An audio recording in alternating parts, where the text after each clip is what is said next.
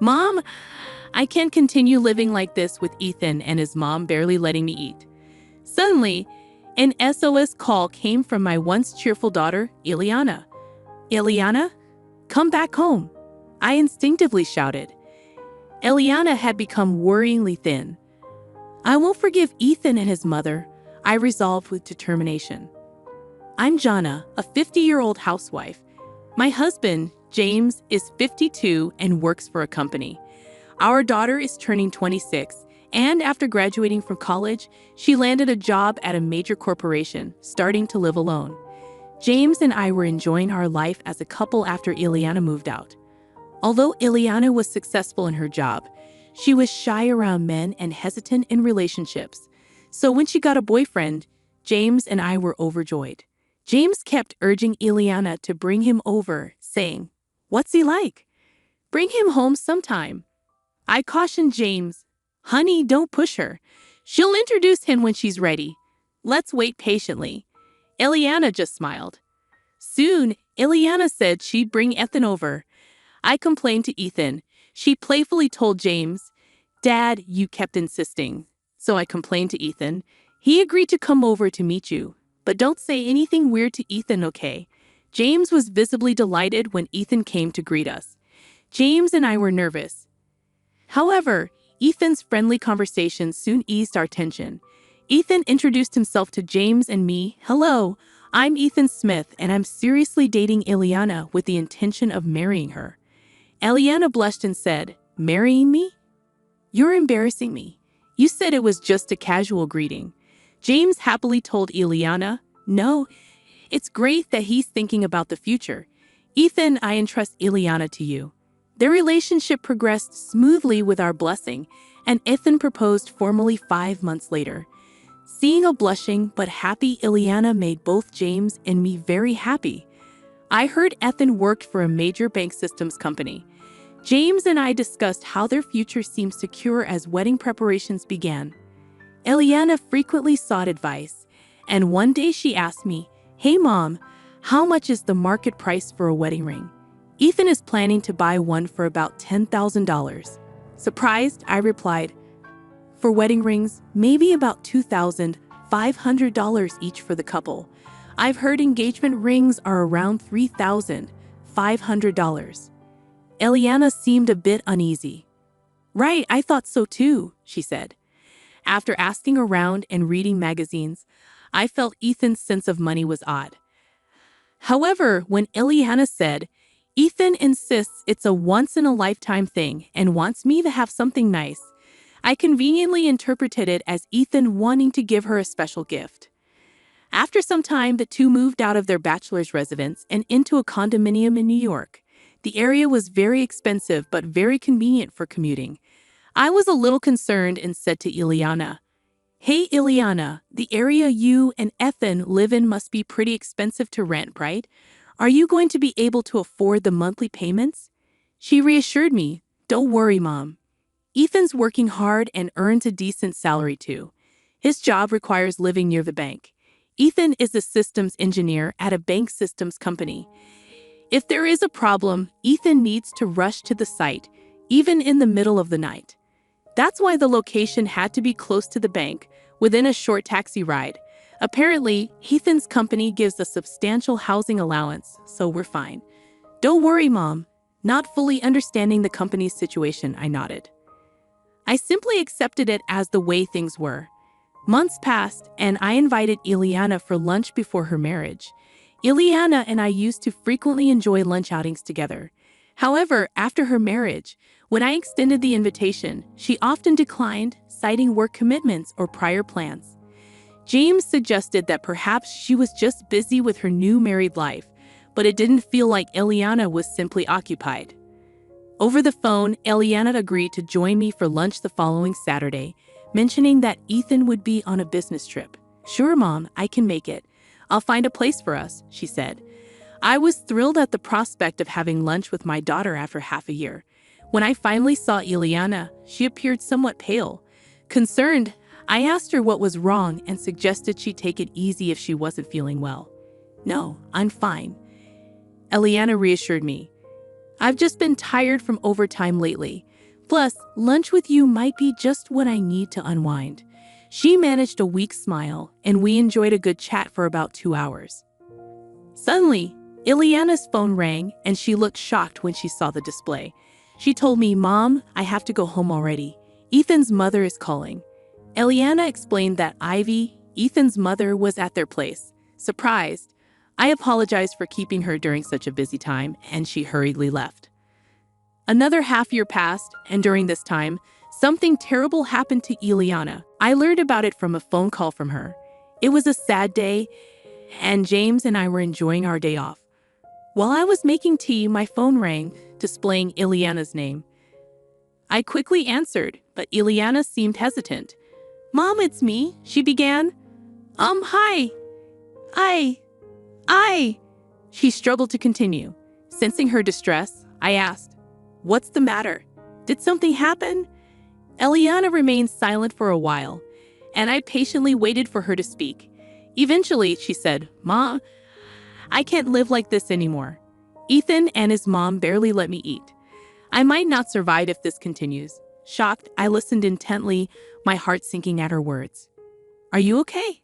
It sounds like things are really bad. Why don't you come back home?" I asked Ileana, concerned. She seemed undecided. I firmly told her, "If you're feeling unwell, you can just sit around. Ellie, come back home. We'll talk it over when you get here." Ileana responded, "Really? Can I come back? But I don't have any money. I can't leave." I thought this was strange.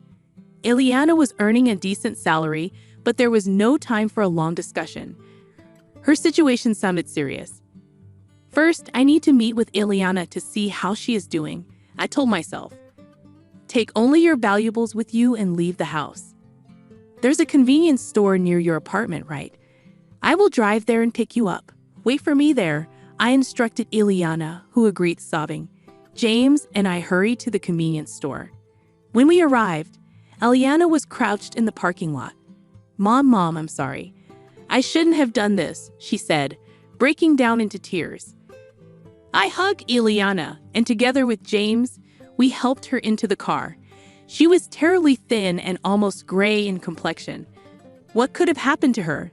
I was astonished. "I'll not be able to come down here. Let's take her home soon and give her a good rest." "We need to talk to Ethan," James said.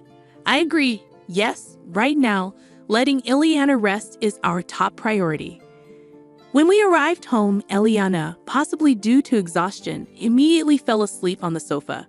After she woke up, I served her some easy-to-eat food. She ate voraciously in front of us. She must have been very hungry. It was shocking to hear her stories about not being allowed to eat and having no money. "What do you mean you're not allowed to eat?" I asked.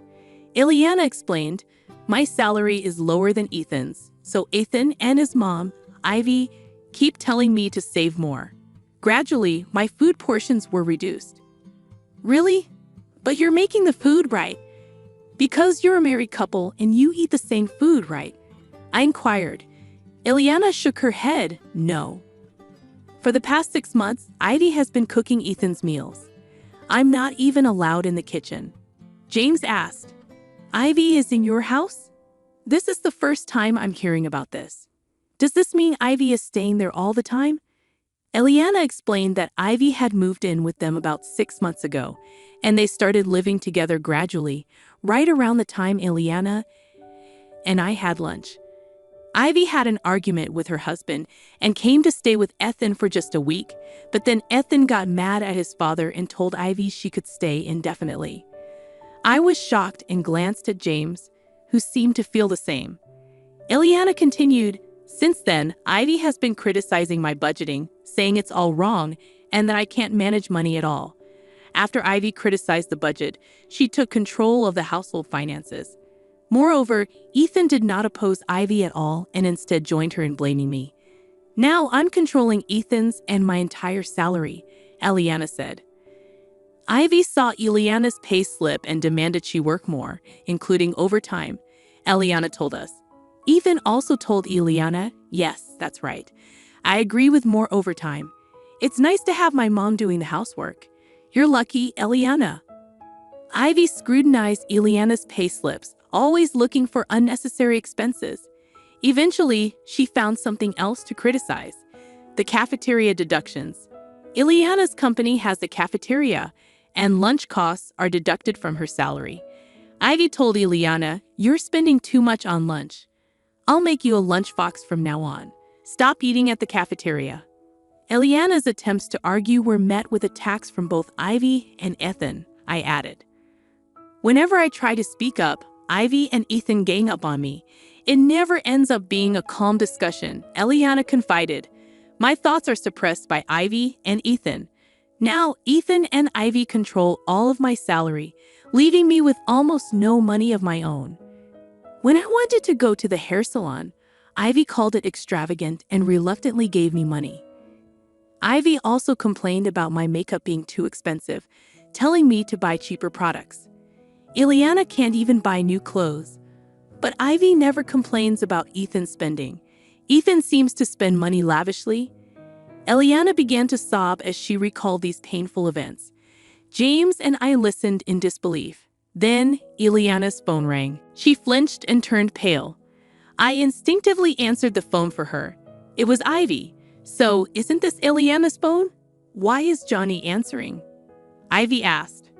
I replied, "Hello, it's been a while. Ileana is not feeling well. I can talk to you on her behalf." Ivy said, "Is that so? Well, all right. Could you tell Ileana to come back home soon?" I replied, "Unfortunately, I can't do that. Ileana is unwell. She'll stay here until she recovers." Ivy retorted, "You're coddling her too much. As a mother, you should educate her properly. She can't manage a budget or do household chores. It's always one problem after another." Struggling to find the right words, I remained silent. Then Ivy changed the topic, asking, "So, Ileana will be commuting to work from your home?" I replied, "Yes, considering her health. We'll need to discuss this with her company, but for now, she'll be commuting from here." Ivy then said, "Please tell Ileana to return as soon as she's well." I responded, "Excuse me, Ivy, but I think it's necessary for us, including Ethan, to have a discussion about the future living arrangements." Ivy snorted and said, "Fine, we can talk anytime," before hanging up. I couldn't understand why Ivy was so confident, but at least Ileana was safe for now. We needed to focus on her health, feelings, and plan our next steps. That night, after Ileana went to sleep, James and I discussed the situation. The next day, Ileana was examined at a hospital.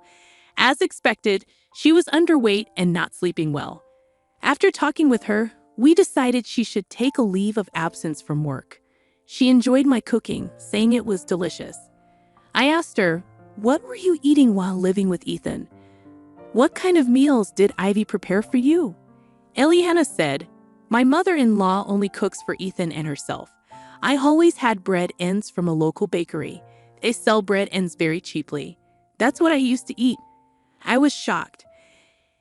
Ileana had been deprived of proper meals, while Ivy and Ethan ate normally, just bread ends. "Since when? What about your lunchbox? Didn't Ivy prepare that too?" I asked. Ileana replied, "I should have been stopped from eating at the company cafeteria by Ivy since 3 months ago. My lunchbox was just bread ends in a container." Feeling embarrassed, I resorted to eating secretly in the break room when no one was around. Ileana confided that Ivy would taunt her about not earning as much as Ethan, insinuating that with her salary, bread ends were all she deserved. She had been surviving on just bread ends for 3 months. I was shocked, and James, who overheard everything, couldn't hide his surprise. Ileana, tired from sharing, lay down to rest. James expressed concern. "This is serious. We need to investigate further. If Ethan or Ivy calls again, give me some time to gather more information." I agreed. Yes, I think this is going too far. James and I began looking into Ileana's circumstances. I started by calling her work colleague, who mentioned that recently, Ileana had been doing a lot of overtime and looked pale. She often declined after-work drinks, citing her husband and meal as reasons.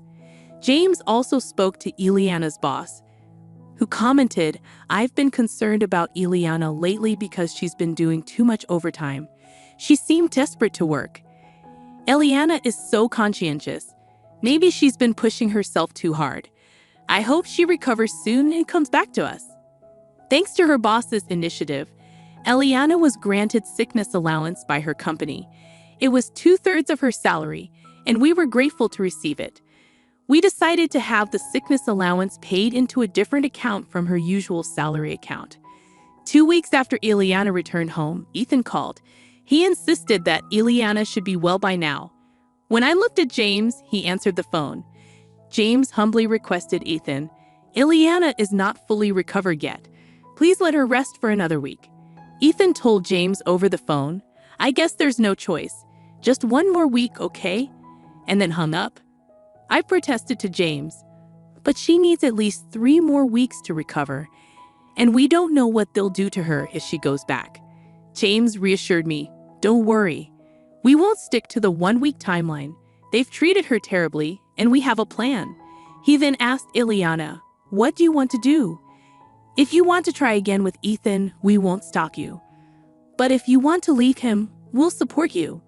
Ileana suddenly became resolute, saying, "I've been thinking. Am I really as useless as Ivy and Ethan say? This isn't right. They're just taking my money. I don't want this anymore. I want a divorce," Ileana declared. James encouraged her, saying, "That's right. You've chosen your path. We'll always be on your side." James shared the information he had gathered with us as we prepared for the possibility of Ethan coming over, ready to handle the situation.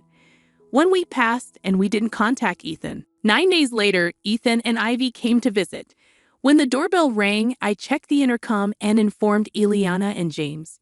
James suggested, "Let's talk to them directly and settle this." Ileana nodded in agreement. Opening the door, we found Ethan and Ivy glaring at us. Calming myself, I greeted them warmly. "Hello, what brings you here so suddenly?" Ethan demanded. "Why hasn't Ileana returned home? It's been a week. You did tell her, right?" Ivy chimed in, "That's right. You can't do your chores, you can't do your laundry, and you can't even keep your promise to come home. What a mess you are. Parents and children are helpless." I invited them in, saying, "Let's not talk in the doorway. Please come inside." Reluctantly, they entered. Ileana told them firmly, "I won't return to that house, Ethan. Please, let's divorce." "I can't live with you anymore," Ethan threatened loudly. "You think you can just decide that?" But Ileana stood her ground, facing Ethan with resolve. Ivy then berated Ileana.